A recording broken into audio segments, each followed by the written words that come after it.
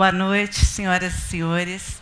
Achei muito engraçado ele me chamar de engenheira, porque eu nunca fui engenheira. Eu só me formei em engenharia, é diferente, né? O que a gente é outra coisa. É sempre estar em outro lugar. Como a gente se equivoca nas nossas escolhas, né? Um pouco sobre isso que eu venho falar.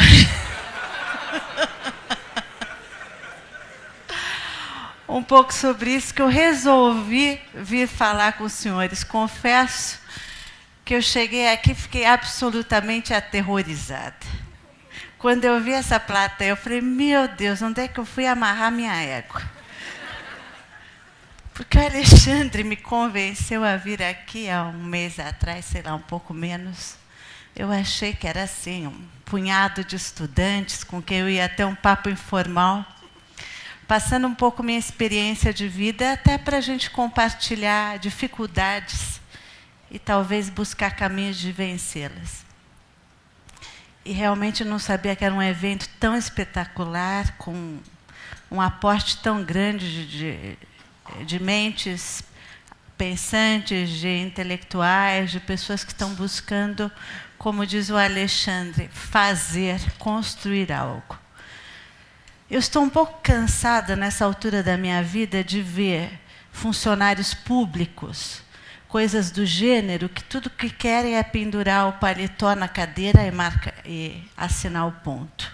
É um asco isso, é asqueroso.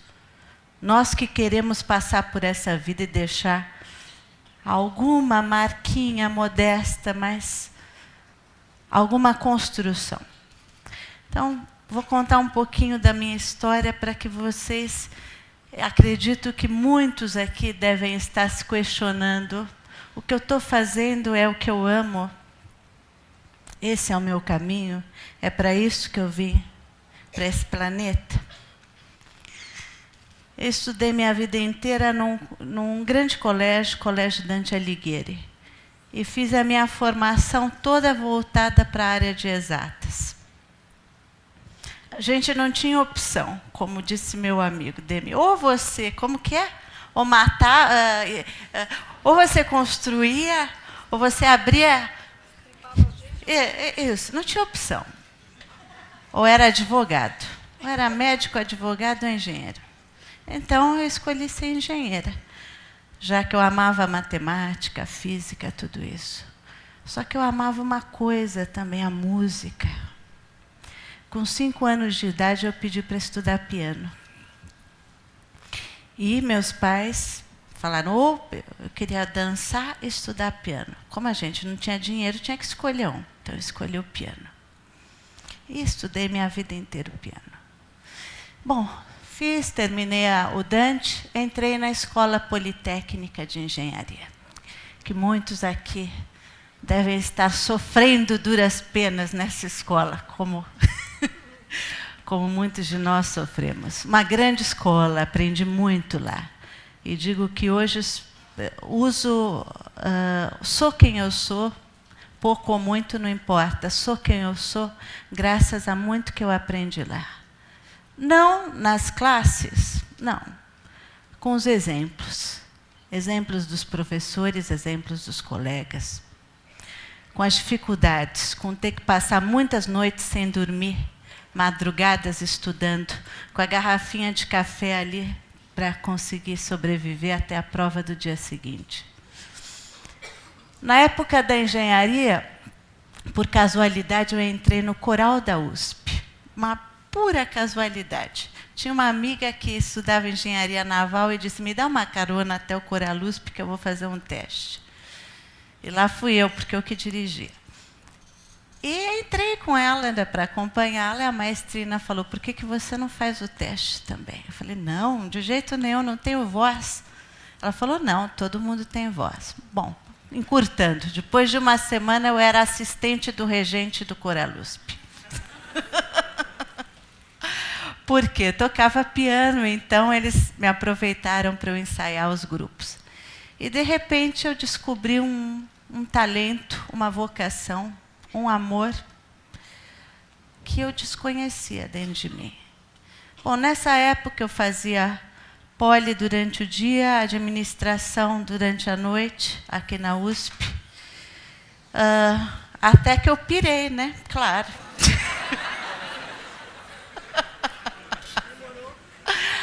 Aí, em vez de eu querer ir para a aula, eu queria capular a aula para ficar no coral. Era a minha salvação. Era o lugar onde eu encontrava aquilo que me dava alegria profunda, interior. Até que nós tínhamos um professor incrível, que, aliás, é muito parecido com você, Demi. Professor Greco, de termodinâmica. Cara espetacular, não sei se está lá ainda. Mas, olha, a gente custava anos para passar na Termo 1. E na Termo 2 nem falar. Bom, teve uma prova que eu estava tão desesperada, eu não sabia nenhuma questão. Então, eu, em vez de fazer a prova, escrevi uma longa carta.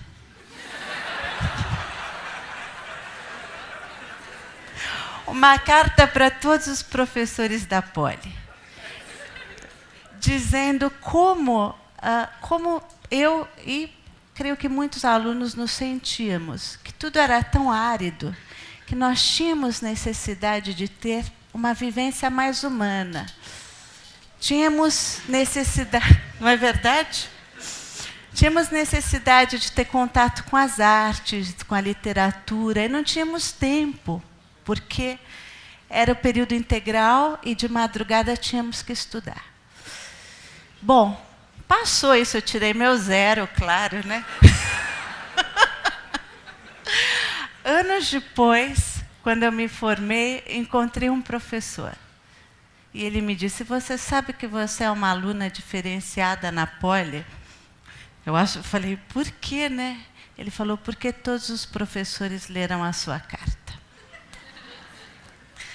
Aí eu fiquei muito contente a posteriori. É uma sementinha, quem sabe a gente planta. Bom, enfim. Terminei a Poli, me formei, aí tentei entrar na Unicamp, entrei e fiz regência na Unicamp. E depois o mestrado em artes. E muito lentamente, com muito esforço, porque terminei engenharia, ninguém me apoiou a essa loucura de ir para a música. Então a gente até passava meio fome, assim, né? Comia aquelas sopinhas quinor, morava em pensionato de freira. Enfim, voltar ao zero quando nossos amigos já estavam de trainee, assim, na Gessi Lever. Não sei. Todos elegantes, e a gente lá pegando ônibus, comendo a sopinha quinoa. E digamos, numa perspectiva de não saber o que vai acontecer. Estou largando o seguro pelo inseguro, o exato pelo inexato, né? A garantia de emprego pela, talvez, enfim, miséria. Exagerando. Mas eu tinha tanta vontade de aprender, que eu era tão feliz naquilo que eu tinha me encontrado finalmente, que foram mais 6 anos de curso também, de período integral. Mas eu acho que eu fui a aluna mais dedicada, porque eu tinha muita sede de aprender. E com a maturidade de ter passado por uma politécnica, que coloca o verdadeiro valor das coisas para a gente, que a gente não é ninguém, né? Isso é o melhor. Na primeira prova que a gente tem, nota máxima é 4, a gente tira 1, 1,2, é uma maravilha, porque tira completamente a nossa vaidade. Bom, enfim, isso não vem ao caso. Com muito esforço, fui galgando, pouco a pouco, trabalhando com orquestras de câmara. Trabalhei em Osasco muitos anos com um maravilhoso conservatório Vila Lobos, com crianças de favela, com crianças muito pobres. Eu já tinha tido uma experiência de trabalhar em favela antes, mas alfabetizando. Mas aí a grande experiência que eu tive dessa questão de trabalhar com as crianças com música é que eu percebi como a arte é transformadora. O nosso colega aqui, presidente da Bienal, que falou tão brilhantemente, né?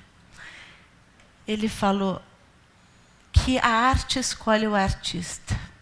Não é a artista que escolhe a arte, estou absolutamente de acordo com ele. Mas, além disso, a arte pode ser um fator de crescimento para todas as pessoas, todas, mesmo aquelas que não vão se desempenhar como artistas. Essas crianças com quem eu trabalhei, depois de 6 meses de trabalho, eles tinham sensibilidade de apreciar um Monteverdi, que é um compositor do século XVI. Ou seja, a perspectiva de vida deles mudava completamente. Não era mais o pai batendo na mãe, o pai que voltava embriagado, as brigas. Não. O horizonte dessa criança era outro. Ela sabia que existia algo superior, algo infinitamente superior. Então, hoje em dia, eu tenho a alegria de ter muitos desses jovens sendo profissionais da USESP, professores da escola Tom Jobim, maestros. Então, realmente, isso foi muito enriquecedor para mim. E a mensagem que eu passo para vocês é que, sim, como falou o nosso colega, o Agnaldo, a arte é fundamental. Seguindo no trabalho. Virei assistente da Orquestra do Teatro Cláudio Santoro, em Brasília. Depois fui eleita pelos músicos da Orquestra Sinfônica Nacional. Fui 12 anos regente dessa orquestra. Sou certamente a única mulher regente de orquestra profissional no Brasil e talvez da América Latina, uma das únicas. O Alexandre falou, você tem que falar da sua experiência para as mulheres. Então, queria falar um pouquinho disso. Porque eu sempre habitei um ambiente absolutamente masculino, tanto na engenharia quanto na regência de orquestra. Existe o preconceito contra as mulheres? O que vocês acham, mulheres? Existe? Existe? Homens, existe? Nada de resposta politicamente correta, como disse, né? Digam a verdade, existe ou não? Eu acho que existe.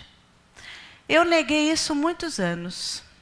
Todo mundo me perguntava, maestrina, a senhora já sofreu algum preconceito? Não, imagina. Mas eu não via, sinceramente, eu não estava mentindo. Eu não via. Ainda, infelizmente, existe. Existe, sim. Porque eu sou a única. Estranho, né? Alguma coisa errada existe. Então, façamos essa reflexão. O que ainda dentro de nós nos impede de ter barreiras de preconceito? Ou contra o sexo oposto, ou contra a outra raça, ou contra outra religião. É muito difícil para algumas minorias, ou maiorias, como somos as mulheres, né? Às vezes chegarmos a certas posições. É necessário ter uma personalidade muito especial para receber esse baque e não se sentir fracassado. E seguir em frente, sempre. Hoje em dia eu sou regente da Orquestra Sinfônica da USP e da Orquestra Filarmônica de Mendoza, na Argentina. E sinto que, aos 46 anos, tenho uma carreira consolidada, uma trajetória de muita luta. Mas onde a gente estaria se a gente não sofresse esse tipo de preconceito? Primeira pergunta. Segunda, onde eu estaria se eu não tivesse escolhido uma coisa que a minha alma ama? Teria sido uma infeliz num escritório, ou numa fábrica, ou numa empresa. Eu tenho certeza, desculpa se eu falo com tanta pretensão, mas eu tenho certeza que entre vocês há muitos que nesse momento estão se questionando. Eu escolhi certo? Eu estou realmente indo para o caminho que a natureza me reservou, que Deus me reservou, que eu me reservei? Eu acho que vocês deveriam fazer essa pergunta com muita profundidade e responder com muita honestidade. E caso a resposta seja não, não escolhi ainda, não é o que eu quero, tenham coragem de mudar. Tenham coragem de ir para a direção que for, com aventura, com espírito de aventura, sem saber o que vai acontecer, não importa. Certamente vocês vão encontrar vocês mesmos nesse caminho que vocês escolheram. Muito obrigada.